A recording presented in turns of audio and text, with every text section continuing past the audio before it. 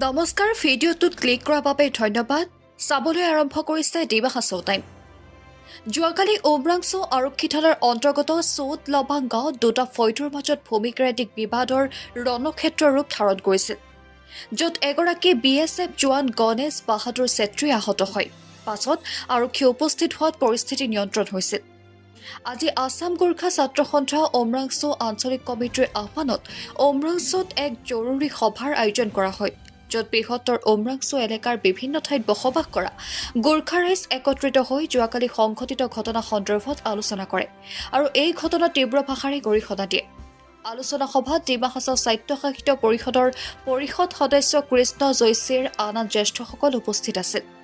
সভাত যোৱাকালিৰ ঘটনাৰ সৈতে জড়িতসকলক চিনাক্ত কৰি আৰক্ষীক আইনগতভাৱে ব্যৱস্থা লোৱাৰ আহ্বান জনোৱাৰ উপৰি এক স্মাৰকপত্ৰ উমৰাংচুৰ SDO অংকুৰজ্যোতি বৰা আৰু উমৰাংচু থানাৰ OC অঞ্জন বড়োৰ হাতত গোৰ্খা সংগঠনৰ ফালৰ পৰা তুলি দিয়া হয়।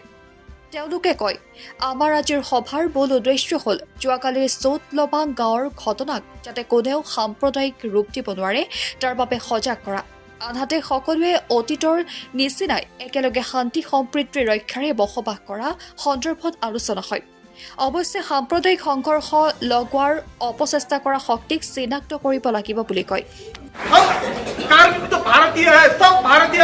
हम अपने भाई के साथ नहीं लड़ते, हम लोग देश के दुश्मन के साथ लड़ने वाला हमारा समाज है, हमारा जाति है। आज गोरखा का इतिहास देखिए, लेकिन उनको जमीन है, काउंसिल उसका फैसला करेगा। गोरखा समाज का संगठन है इधर, उनके साथ बात करो। आप आक्रमण करते हो और लोग मरने का अवस्था में उसका ट्रीटमेंट भी नहीं देते, हमला करके चला जाता है। यहाँ से हम लोग गया MSC भी सारा उनका प्रोटोकॉल भी होता है, लेकिन अपने समाज का बात है, कार्य को भी तकलीफ होगा तो हम उनके लिए भी करेंगे। लेकिन इस तरह का माहौल कौन खराब कर रहा है, ये इसका तह तक जाना होगा और इसका समाधान निकालना होगा। অতি দুখজনক পৰিৱেশ, অতি দুখ লগা আৰু অতি লজ্জিত পৰিৱেশ। এনেকুৱা ঘটনা হ'ব নালাগিছিল, কিন্তু হৈ গ'ল। যিটো হৈ গ'ল এই উমৰাংচুত দ্বিতীয়বাৰলৈ যাতে নহয় সেইটো আমি কামনা কৰিছোঁ। আমি আজি এখন সভা আয়োজন কৰিছোঁ আমাৰ গোৰ্খা কমিউনিটি লৈ উমৰাংচুত। এই সভাৰ মূল উদ্দেশ্য আছিল আমাৰ গোটেই জাতিটোক একত্ৰিত কৰি সজাগ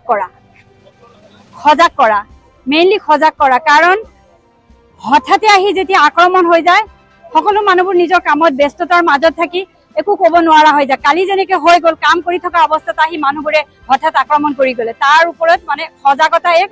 আৰু এটা কথা হৈছে আমি মানে প্ৰশাসনক জনাব বিচাৰিছো, প্ৰশাসনে আইনগতভাৱে গণতান্ত্ৰিকভাৱে আমাক বিচাৰটো দিব লাগে। আমি কমিউনেল কৰিব বিচৰা নাই, আমি শান্তিপ্ৰিয় জাতি।